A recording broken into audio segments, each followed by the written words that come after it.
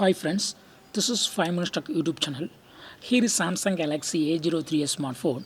In this video, you will learn how you can remove camera watermark in your phone Samsung Galaxy A03s.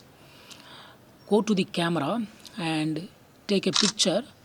Open the picture that you took and see in the bottom left side there is a watermark. Okay, watermark is showing here. If you want to remove the watermark, if you don't want to print any watermark when you take picture using the camera of a phone, then you can do it. For that, what you have to do is just go to the settings icon in the camera itself and then go to watermark and turn off this button. Now you will not get any watermark. See here. Now I take a picture of this and open the picture that you took and see in the bottom left side there's no watermark.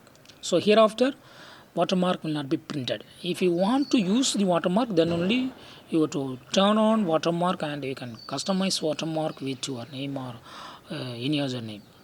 Okay, here we have learned to remove how not to display the watermark. Okay, see here, no watermark is printed here. That's all friends. Thanks for watching. Bye.